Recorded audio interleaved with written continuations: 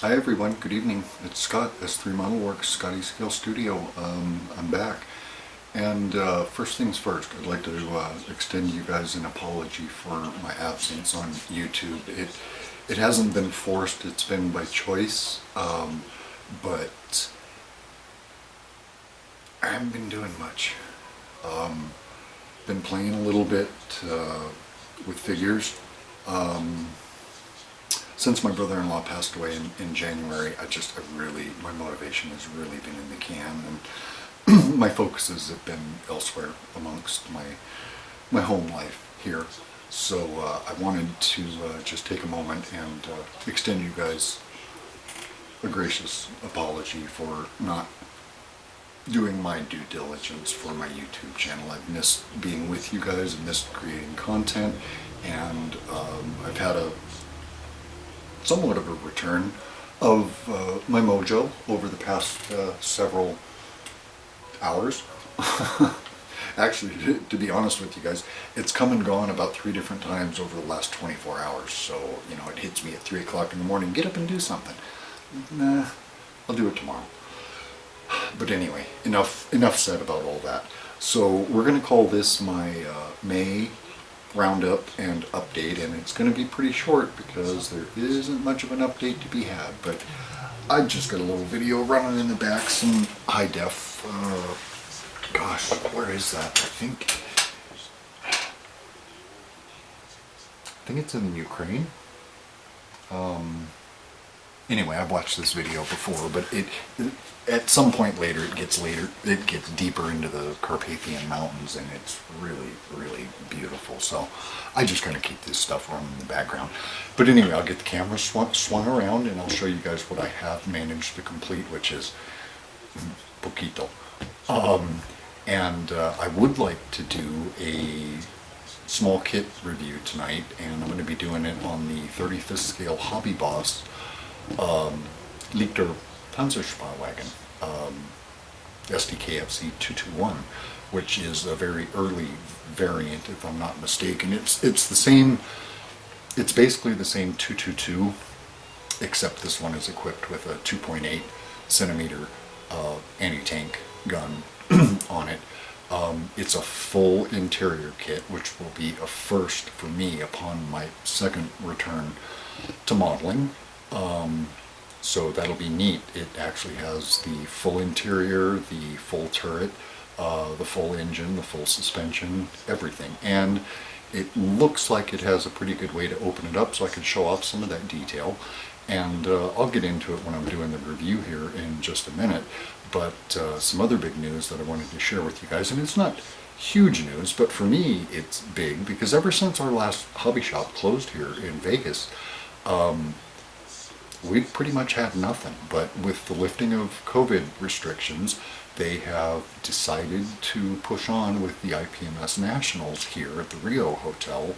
I think it's August 18th through 21st. So I shot off an email to the local chapter prez and asked him if there was any way I could volunteer. He said, yeah, why don't you come down and meet us, at our group meeting on Wednesday, and we'll take care of business. So kind of a neat opportunity presenting itself, and if I can get that pig done, whew, I know in no way, shape, or form am I squared away to compete with masters on an IPMS level, or probably even any of their categories, but I'm going to give it a shot. So anyway, that's exciting news. But let me get these cameras swung around, and we will push on with what I've done and the review, and then quite honestly I think I'm going to go straight into a build series for you guys, because it looks like a really neat kit.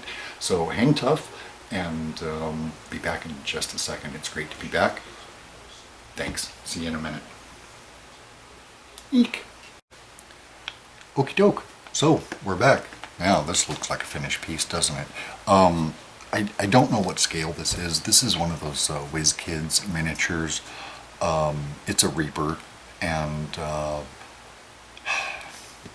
don't know if I'll ever finish him. I primed this guy the night before my brother-in-law passed away, and I just haven't had the gumption to really even touch him until now. But basically, he was primed in gray, and then I found a neat, I think it's a Reaper's color, charcoal gray. It's very, very opaque, so several layers of that. He's got a lot of great detail on him, and I think, with some dry brushing and some careful finagling, he could be a very, very cool little character here. He's really got some great mold lines, some great clothing folds, some great shadowing, so I'll set him aside and hopefully press on with him before too long. So here's the one piece that I did manage to finish, and I've been working on him for several weeks, and this is WizKids Young Black Dragon, again, scale. I wish I could tell you guys, but I don't know. I don't know how big a baby black dragon actually is. But he's got his little rock base. I added a little bit of static grass to him. Basically, this guy's all done in acrylics. I started with him with black primer.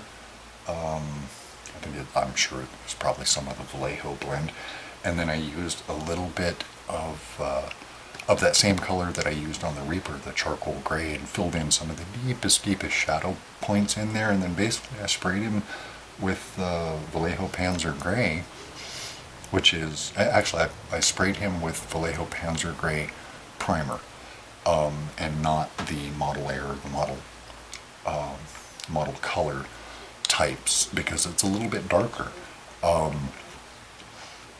So he's basically base coated in primer, and then I started with several different washes of lightning black to get some of the texture on his wings going, and on his spines and his ribs and his plates and all that other good stuff. And then I finished him up with 3 or 4 different ever decreasing shades of darkness of gray. I think I started with like cold gray, and then stonewall gray, and then I think I went with oh gosh, I forget what Vallejo color it was. It was basically just a very medium gray, and then I did some khaki on his bottom scales, which actually came out kind of neat, I thought. Hopefully, if I can get my hands out of the way, maybe you guys can get a little better look at him here. As you can see, he's certainly got a fair bit of detail on him, and he actually painted up really nicely. I was pleased with this one. So,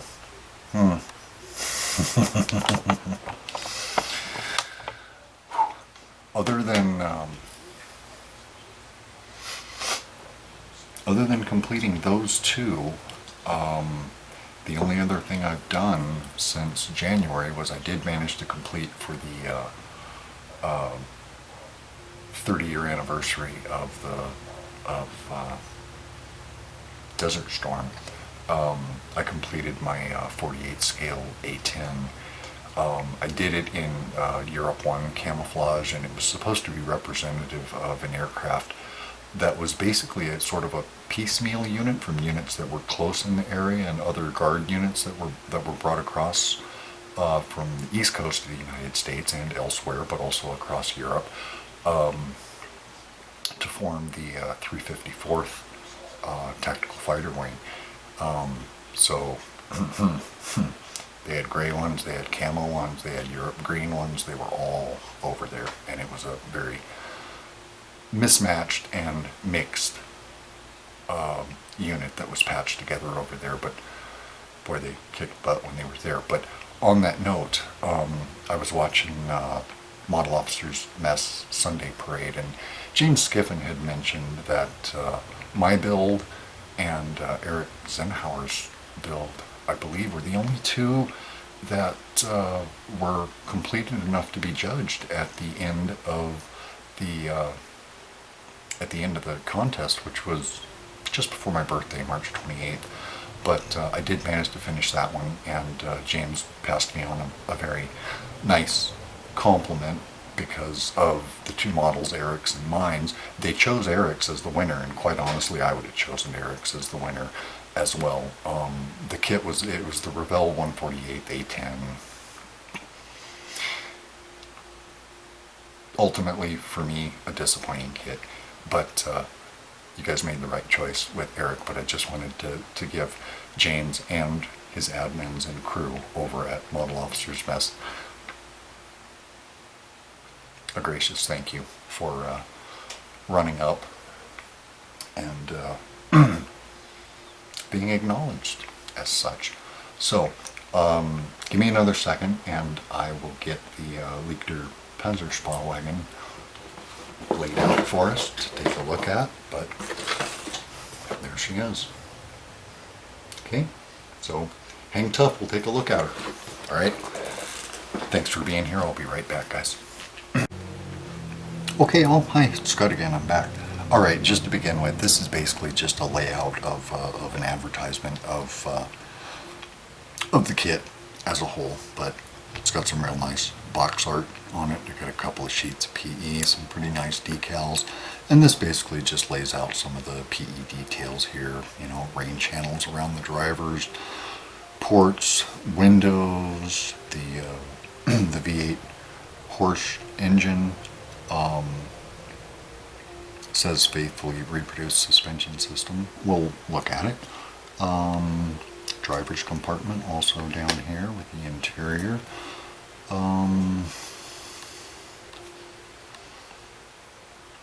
Yeah, left and right crew access doors as well as the top, so it should be a neat build. It was also my understanding that this vehicle was used with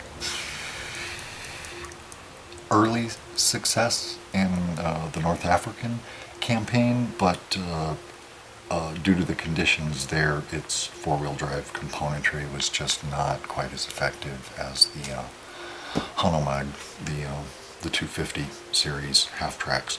So it was gradually replaced by the Panzer battalions using these in the recon, or the Panzer divisions were guided by these guys in the recon battalions. So, let's have a look at the other color palette out here.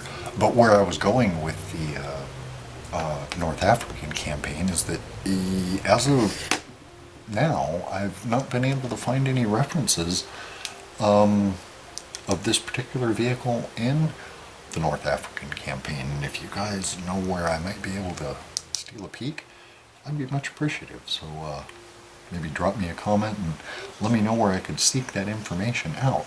And we'll have just a very quick look through the instructions. I'm just going to blow through them because I am going to do a build series on that. So, again, German Leicheter Panzerspahwagen Sd.Kfz.221, early version. Okay, so there's all my sprue call outs, and we go straight into motor, transmission, differential, A-arms, radiator, chassis, suspension components, springs, torsion bars, axles, four-wheel drive units, addition of the wheels, bumper guards, more swing arms, more linkages, skid plates, installation of the motor, its bracket, and then we begin on the interior. Fully, you know, like I said, fully detailed. Shoot, where do we start, you know?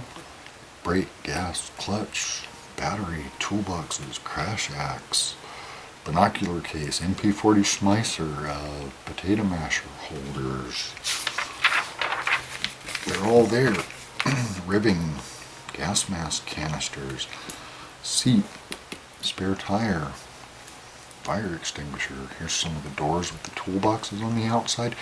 I'm going to have to take a closer look, but I'm not sure if these doors are detailed on the inside or not. So then mating the body with the chassis, mating the radiator with the already installed engine. This looks like finishing up all the highly detailed vision ports, which I'm assuming can be built either open or closed.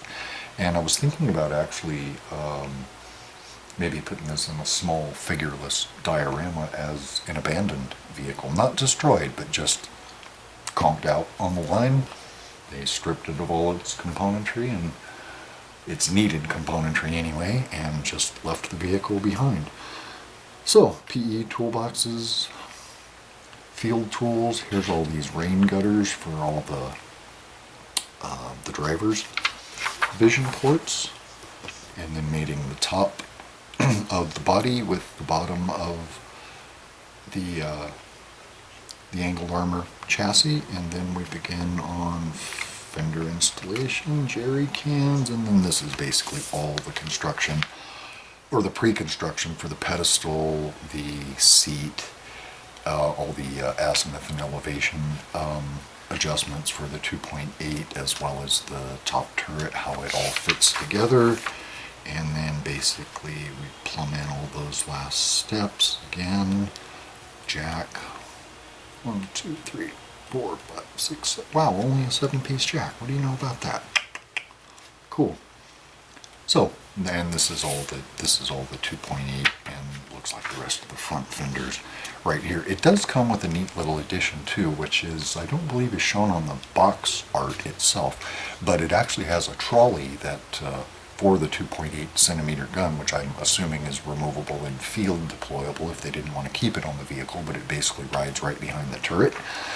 That may be a little complex for me to do. I think I'll just leave it on the vehicle. I think it'll better represent it that way.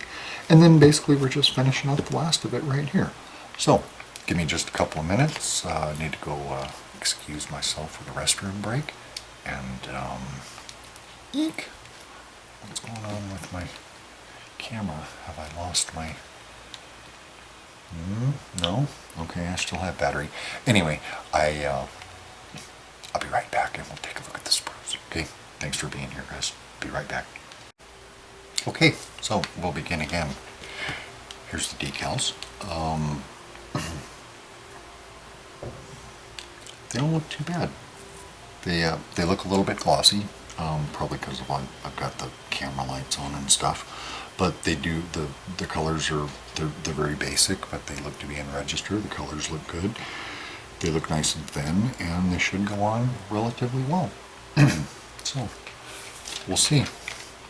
I'm not quite ready to pull the PE out yet, but there's basically 2 sheets of PE here. Most of this stuff is grates and rain gutters, and there's pendants for the flags, little attachment points and hooks, and then here on the back side we have a couple of little doodads, and then these are the potato masher holders that are mounted inside the building. The vehicle. Sorry. Okay. And then we'll have a look at upper and lower, and there's the, excuse me, let's do it that way. So the upper, the lower, and the turret, and those all look pretty good too. There's not a terrible lot of, other than some of the rivet and attachment point detail, there's not a terrible lot of texture or anything else on here. But those 3 actually look real good. Excuse that plastic screech. If that bothered you, it bothered me even more because it was loud and right in my ears. So this is some of the componentry for the gun. The bottom of the turret, MG34 over here. Looks like some of the jack seats, pedestals, things along that nature. And then here we have a couple of sister sprues, which are just some of the pickup pieces for what looks like differentials, doodads, internal window components, mufflers, things of that nature. These guys, again, same type of thing.